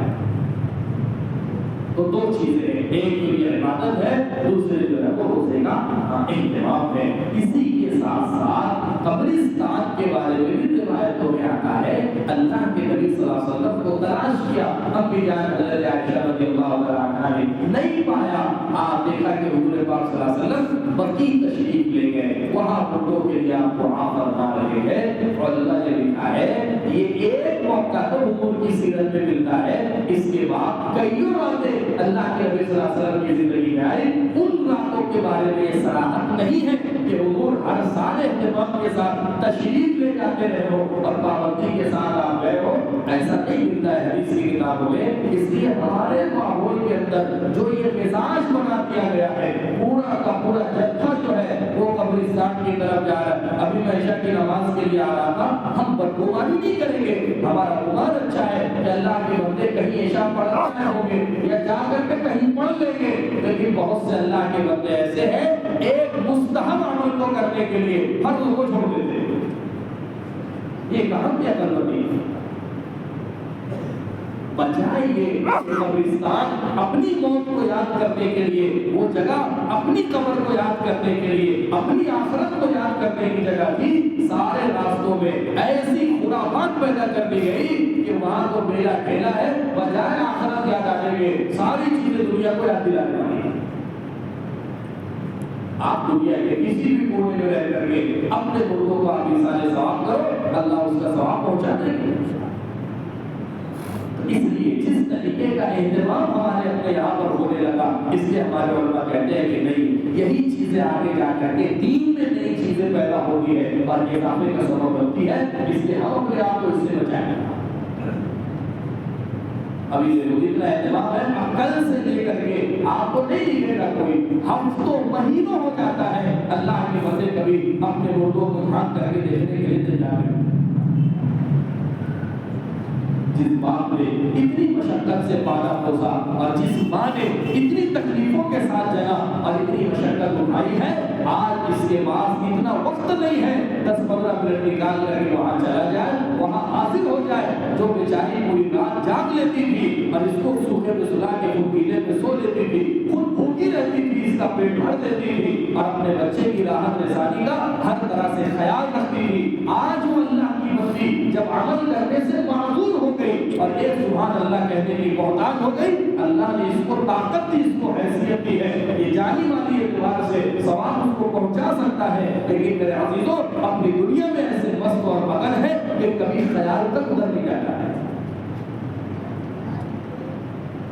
علماء نے لکھا ہے اگر زندگی کے اندر تم سے ہمدردی ہوئی تھی ماں باپ کی, تم نے ویسی قدر نہیں کی جیسی قدر کرنی چاہیے تھی. ہمارے اللہ نے اس کی بھرپائی کا راستہ بھی کھولا ہے. آپ ان کے انتقال کے بعد ان کے لیے دعائیں مغفرت کرو, ان کے لیے احسان ثواب کا اہتمام کرو, ان کے یہاں کبھی کبھی حاضر ہو جایا کرو. اللہ پاک ان ساری چیزوں کو تمہارے لیے کفارہ بنا کر کے نافرمان اولاد میں سے نکال لیے, فرما برداروں میں تمہارا شمار کر دیں. اس لیے کبھی اس کا اہتمام ہونا چاہیے. ماشاءاللہ ہمارے یہاں جمعہ کو لوگ جاتے ہیں, پہنچتے ہیں, اس لیے موقع پر موقع ہم جو ہے وہ پریاس کو جاتے رہے گا. اگر شیخ کو لکھا ہے نا, ایک بزرگ کو اللہ نے کشف کے ذریعے سے دکھایا کہ ساری قبریں پھٹی اور وہاں سے مردے نکلے اور وہ کچھ چن رہے ہیں. ایک بڑے کیا ہے جو درخت کے نیچے بیٹھے ہوئے ہیں, بزرگ نے پوچھا بڑے یہ کیا کر رہے ہیں مردے؟ کہا کہ جو لوگ ان کو احسان ثواب کرتے ہیں نا, یہ وہ سارے ثواب کو چن رہے ہیں, ورنہ تم کو ثواب کی ضرورت نہیں ہے, تم کیوں بیٹھے ہو؟ کہنے لگے میرا ایک بیٹا ہے جو حافظ قرآن میں نے اس کو بنایا ہے, روزانہ وہ ایک قرآن پڑھ کر کے بخش دیتا ہے، اللہ کا فضل ہے، اس کو ثواب اللہ پہنچا دیتے ہیں۔ کچھ دنوں کے بعد دیکھا کہ وہ بڑے میاں بھی لوگوں کے ساتھ چلتے ہوئے اللہ بڑے میاں کیا بات ہے، کہتے ہیں کہ اس بیٹے کا بھی انتقال ہو گیا، اب بھیجنے والا کوئی نہیں۔ اس لیے میرے عزیز و بزرگوں اس کا بھی ہمارے اپنے یہاں اہتمام ہونا چاہیے، یہ جو ہے ہم اس کا بھی اہتمام کریں۔ ابھی رات کے اندر جتنی بھی عبادتیں ہم کریں گے صرف نیت کرنا ہے، آپ کو کچھ نہیں کرنا ہے کہ اللہ اس کا ثواب آپ امت مسلمہ کے سارے مرحومین کو، مردوں کو، عورتوں کو، خصوصاً ہمارے فلاں مرحوم کو آپ اس کا ثواب پہنچا دیں۔ آپ کے ثواب میں کوئی کمی نہیں ہوگی، اللہ کے خزانے لامحدود ہیں، اس میں کوئی کمی آنے والی نہیں ہے، آپ کے حصے میں بھی آئے گا اور جن کی آپ نے نیت کی ان کو بھی مل جائے گا۔ اسی کے ساتھ ساتھ اس کا بھی اہتمام کیا جائے۔ اور میرے عزیز و بزرگوں یہ تین چیزیں جو کرنے کی احادیث میں آتی ہے، ایک تو نفلی عبادتوں کا، انفرادی عبادتوں کا اہتمام ہو، دوسرے اللہ ہمت دے، طاقت دے، روزے کا اہتمام ہو۔ روزہ ایک رکھے کوئی حرج کی بات نہیں، دو رکھے، تین رکھے کوئی حرج کی بات نہیں ہے، اگر کسی نے ایک رکھا اس کی بھی گنجائش ہے۔ اور اسی کے ساتھ ساتھ جو ہے اپنے مرحومین کے لیے یہ سارے ثواب کا اہتمام بھی کیا جائے۔ اس کے علاوہ جتنی چیزیں ہیں میرے دوستوں اور بزرگوں، یہ اللہ کے نبی صلی اللہ علیہ وسلم کی تعلیمات کے خلاف ہے، اور اس کا کرنا علماء فرماتے ہیں یہ ایسا ہے کہ گویا دین کے اندر کمی تھی، یہ عمل نہیں تھا، میں نے اس کو اپنی طرف سے اضافہ کیا ہے، یہ اللہ کے یہاں ناقابل قبول ہے۔ اللہ کے نبی صلی اللہ علیہ وسلم نے فرمایا من احدث فی امرنا ھذا ما لیس منہ فہو رد، جس نے ایسی چیز ہمارے دین میں پیدا کی جس کی کوئی اصل موجود نہیں ہے، اس کا عمل اللہ کے یہاں مردود قرار دیا جائے گا۔ اس لیے کرنے کے موٹے موٹے کام ہے، اس میں اپنے آپ کو لگانا ہے، باقی ساری چیزوں سے اپنے آپ کو بچاتے ہوئے۔ اور میرے دوستوں بزرگوں یہ موقع بہت کم دن رہ گیا رمضان مبارک کے لیے، اللہ نے یہ تیاری کا موقع دیا ہے، یہ مغفرت کی رات ہے، رو دھو کر کے اپنے اللہ سے اپنے گناہوں کو معاف کروانا ہے، اپنی مغفرت کروانا ہے۔ یہ رمضان سے پہلے اپنے آپ کو رمضان کے لیے تیار کرنا ہے، ذکر، اذکار، تلاوت، نمازوں کا اہتمام ابھی سے ہمارے اپنے اندر۔ ابھی ماشاءاللہ دیکھو ہمارے شہر میں مکاتب کے جلسے، سالانہ جلسے، تکبیر کے جلسے، تکبیر ناظرہ، یہ ساری چیزیں چل رہی ہیں۔ کئی جگہ جانا ہوا اور کئی جگہ بھی جانا باقی بھی ہے۔ ہر جگہ پہ یہ بات لوگوں کے سامنے، اپنے بھائیوں کے سامنے رکھ رہا ہوں کہ اللہ کے بندوں اس زمانے میں کسی کی اتنی حق تلفی نہیں ہو رہی ہے جتنی حق تلفی اللہ کی کتاب کی ہو رہی ہے۔ جس طریقے سے اولاد پر ماں باپ کا حق ہے، جس طریقے سے ماں باپ پر اولاد کا حق ہے، جس طریقے سے بیوی پر شوہر کا حق ہے اور شوہر پر بیوی کا حق ہے، ایسے ہی میرے عزیزوں اللہ کی کتاب کا بھی اللہ کے بندوں پر حق ہے۔ اور ہمارے نبی صلی اللہ علیہ وسلم نے فرمایا یہ کتاب یا تو اللہ کے یہاں تمہارے لیے سفارشی بنے گی یا اللہ کے یہاں تمہارے لیے جھگڑا کرنے والی بن جائے گی۔ اس کی سفارش بھی قبول ہے، اس کا جھگڑا بھی اللہ کے یہاں قبول ہے۔ اللہ معاف فرمائے میرے عزیزوں، کسی کو جو ہے وہ نیچا دکھانے کے لیے نہیں اور کسی کی حقارت کے لیے نہیں، نعوذ باللہ، لیکن میرے عزیزوں اس مجمع میں ایسے ہمارے بھائی ہیں، ایسے ہمارے دوست احباب ہیں، پورا ہفتہ گزر جاتا ہے، پورا مہینہ گزر جاتا ہے، پڑھنا بہت دور کی بات ہے، ہم نے اس کلام کو اپنے ہاتھوں میں اٹھایا بھی نہیں۔ کم سے کم قرآن کو ہاتھ کو اٹھا تو لے، اللہ کے بندے پڑھنا تو بہت دور کی بات ہے، ہمارے گھروں میں یہ رکھا ہوا، ہماری مسجدوں میں کتنے قرآن کے ہاں ابھی رمضان مبارک آئے گا، اب آپ دیکھو اتنے پڑھنے والے ہیں کہ نمبر لگا رہے گا، ایک رہے گا تو دوسرا اٹھائے گا۔ نہیں میرے دوستوں بزرگوں یہ نہیں ہونا چاہیے۔ پورے سال کے اعتبار سے دیکھو ہمارے نبی صلی اللہ علیہ وسلم نے فرمایا بہترین عمل وہ ہے جو پابندی کے ساتھ ہو، چاہے تھوڑا ہو۔ آپ پوری رات جاگیے اور سارے دن سال جو ہے وہ رات کے اندر وجہ ہماری چھوٹتی نہیں، یہ اللہ کو اس کے رسول کو پسند نہیں ہے۔ آپ چاہے اس رات میں آدھا گھنٹہ جاگو باقی رات سو جاؤ، لیکن پورا سال عشاء اور فجر پابندی سے پڑھو، یہ اللہ اور اس کے رسول کو پسند ہے، پابندی کے ساتھ۔ اس لیے اس کا بھی اہتمام ہو، قرآن پاک کی تلاوت کا اہتمام ہو، اپنے گھروں میں اس کے پڑھنے کا اہتمام ہو۔ نہیں آتا ہے ہم اس کو سیکھیں، اللہ کے یہاں نہ آنا یہ قابل عذر نہیں ہے، اور اللہ کے یہاں یہ عذر قابل قبول نہیں ہے کہ مجھے نہیں آتا تھا۔ ایسی 50 چیزیں ہیں جو ہم کو نہیں آتی تھی، ہم نے سیکھی ہے۔ دیکھو جو کام دھندا آپ کر رہے ہو اس کا ہنر آپ پیدائشی ماں کے پیٹ سے لے کر کے نہیں آئے تھے، دنیا کے اندر سارے کام دھندے سیکھے گئے، سارا ہنر دنیا میں سیکھا گیا، ساری ڈگری دنیا میں حاصل کی گئی ہے۔ اسی طریقے سے میرے دوستوں جب یہ صلاحیت اللہ نے ہمارے اندر رکھی ہے تو یہ صلاحیت بھی اللہ نے رکھی ہے کہ اگر ہم سیکھنا چاہیں تو ہم اللہ کی کتاب کا پڑھنا بھی سیکھ سکتے ہیں۔ اب انسان میں سوچے گی تو نظام کیسے آنا، میں تو جو ہے وہ پوتے والا ہو گیا اور میں تو لڑکے والا ہو گیا اور میں تو نانا اور دادا بن گیا۔ یہ میرے دوستوں بزرگوں دین کے علم کے بارے میں شرم نہیں، امی جان حضرت عائشہ فرماتی تھی جو دین کا علم سیکھنے میں شرم محسوس کرتا ہے وہ دین کے علم سے محروم کر دیا جاتا ہے۔ کوئی بات نہیں، غفلت میں ہمارا وقت گزر گیا، بچپنا جوانی ہم نے نہیں محنت کی، کوئی ہم کو بتانے سمجھانے والا نہیں تھا، وہ زمانہ گزر گیا، لیکن ابھی بھی ہمارے پاس وقت ہے، جس عمر کے جس حصے میں ہے ہم تھوڑا وقت فارغ کریں، امام صاحب کی خوشامد کریں، حافظ صاحب کی خوشامد کریں۔ ماشاءاللہ آپ کی مسجد میں کتنا بہترین نظام مکتب کا، کتنی کلاسیں ہیں، دیکھو اوپر جا کر کے ماشاءاللہ ہم ان حضرات سے خوشامد کریں، ان کی درخواست کریں۔ اور صاحب مجھے اب احساس ہوا قرآن پڑھتا ہے، اس کو سیکھنا ہے، میں سیکھنا چاہتا ہوں، آپ تھوڑا سا مجھ کو سکھا دو، آپ مجھ کو جو ہے وہ پڑھنا بتا دو، میں تھوڑا ایک آیت روزانہ کے اعتبار سے یاد کریں، ایک آیت بھی اگر آپ صحیح کرو گے میرے دوستوں 365 آیتیں سال بھر میں آپ سیکھ جاؤ گے۔ 6666 آیتیں قرآن پاک کی ہے، ان اعتبار ایک آیت پہ کہہ رہا ہوں کتنا وقت لگے گا، ارے 15 منٹ لگے گا، 20 منٹ لگے گا، آدھا گھنٹہ لگے گا۔ آپ ایک آیت حافظ صاحب سے، کتنے ہمارے شہر کے اندر ایسے لوگ ہیں جو کپڑا سیتے سیتے قرآن کے حافظ بن گئے، ایک آیت امام صاحب سے لی اور پورا دن سیتے سیتے اس کو رٹتا رہا، اللہ کا بندہ ایک ایک آیت کر کے اللہ نے اس کو حافظ قرآن کے درجے تک پہنچایا۔ اس لیے میرے دوستوں بزرگوں اس کتاب کا حق ہے، اس کی تلاوت اس کا حق ہے، اس کا پڑھنا اس کا حق ہے، اس کا سمجھنا اس کا حق ہے، اس تلاوت کو سیکھنا اس کا حق ہے۔ کتنی اللہ نے اس کے اندر برکات رکھی ہے۔ آج دیکھ لو ہر گھر کے اندر مسئلہ ہے، ہر گھر کے اندر شکایتیں ہیں، ہر گھر کے اندر کچھ نہ کچھ کھٹپٹ ہے، انبن ہے۔ ان ساری چیزوں کی وجوہات کیا ہے میرے عزیزوں؟ ان کی سب سے بڑی اور بنیادی وجہ یہ ہے وہ اعمال گھروں کی چار دیواری میں نہیں ہے جو اللہ کی رحمت کو اتروانے والے ہیں۔ یہ اللہ کی کتاب کا پڑھنا پڑھانا وہ عمل تھا۔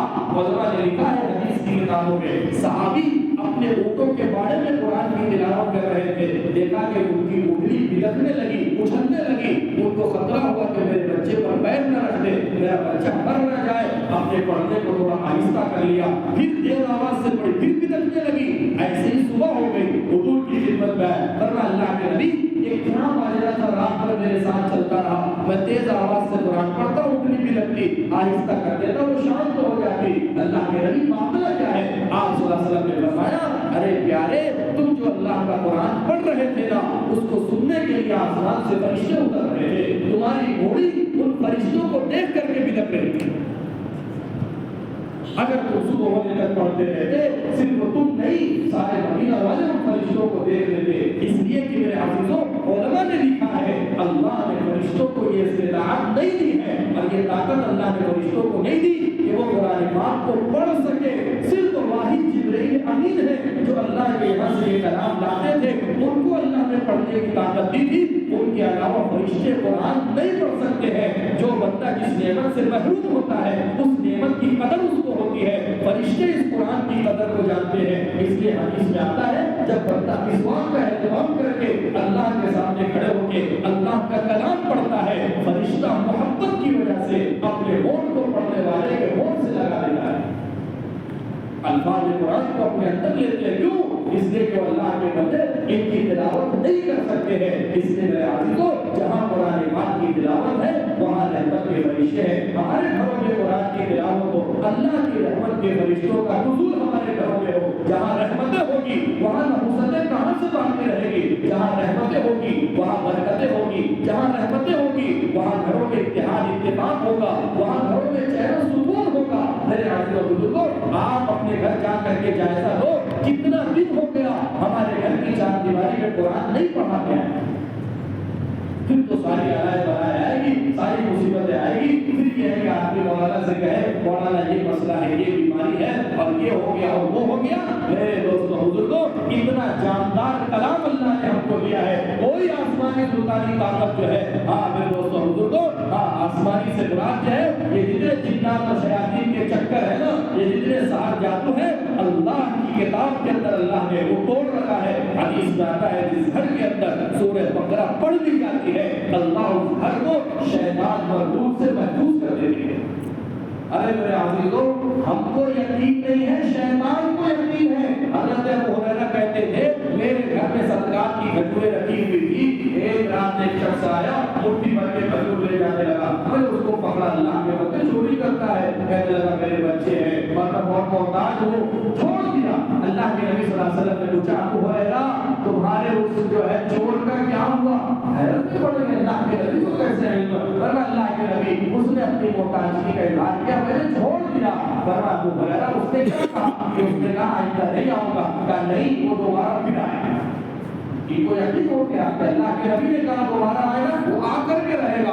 اب دوسرے دن تاک میں تھے کہ کب آئے گا، وہ آیا، پھر پکڑ لیا، پھر اس نے رونا دھونا کیا۔ صحابہ بیچارے نرم دل تھے، لوگوں کو حالات دیکھ کر کے حضرت ابو ہریرہ نے پھر اس کو چھوڑ دیا۔ پھر اللہ کے نبی نے پوچھا ابو ہریرہ کیا ہوا تمہارے چور کا؟ ورنہ اللہ کے نبی اس نے بہت فٹنس سماجت کی، میں نے چھوڑ دیا۔ ورنہ ابو ہریرہ وہ پھر آئے۔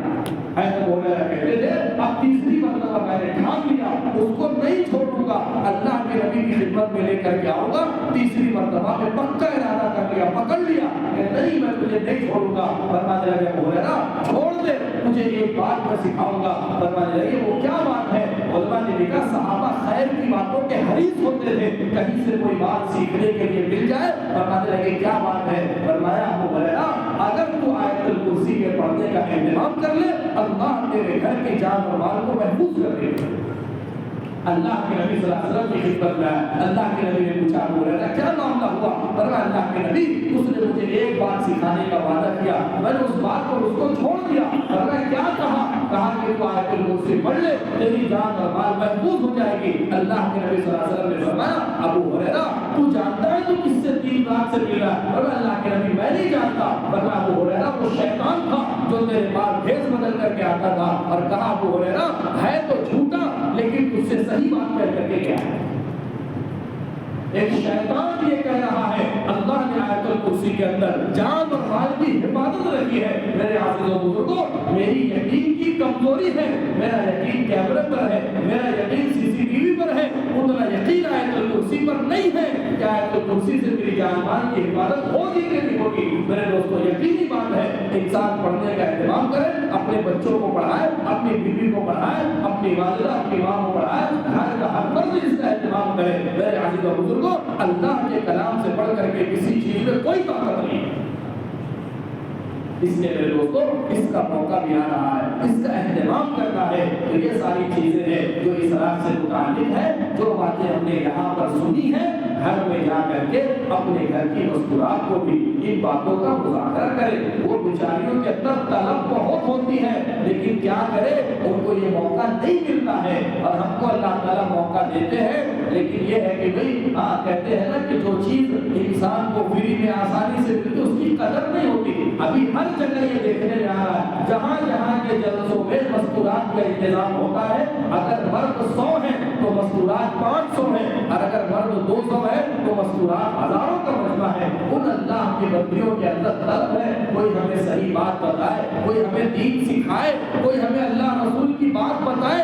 وہ بیچاریاں کہاں جائیں گی؟ گھر کی 4 دیواری کے اندر مقید ہے، بچوں کو پالنے میں، کھانا بنانے میں، کپڑا دھونے میں، اور گھر کے جو ہے وہ جھاڑو برتن کے اندر۔ ان اللہ کی بندیوں کے کانوں میں ہفتوں اللہ رسول کی بات نہیں جاتی ہے۔ ہماری ذمہ داری ہے ہم تعلیم کے حلقوں میں، علماء کے بیانات میں، ایسی مجلسوں میں جو کچھ سنے اس اللہ کی بندی کو جا کر کے سکھائے۔ میری اپنی ذمہ داری ہے کہ ان تک بھی دین کی باتیں پہنچے، صحیح بات ان کے سامنے بھی آئے تاکہ ان کو بھی پتہ چلے۔ ورنہ وہ اللہ کی بندیاں یہ بنانا وہ بنانا، میٹھا بنانا تیز بنانا، بچوں کو نہلانا دھلانا نہیں پتہ ہے تو یہی سب کرے گی۔ ہمارا کام ہے کہ ان کو کرنے والی باتیں بتائے کہ نہیں اس رات کو کھانے پینے کے لیے نہیں بنایا گیا، یہ رات عبادت کے لیے اللہ کے نبی کیسے اللہ کے سامنے کھڑے ہوتے تھے، کیسے اللہ کی عبادت کرتے تھے، ذکر کے لیے، تلاوت کے لیے، روزے کا اہتمام کرنے کے لیے ہے۔ ان ساری باتوں کو جا کر کے ان کے سامنے بھی کہنا ہے۔ اللہ پاک ہم سب کو کہیں بھی باتوں پر عمل کی توفیق عطا فرمائے۔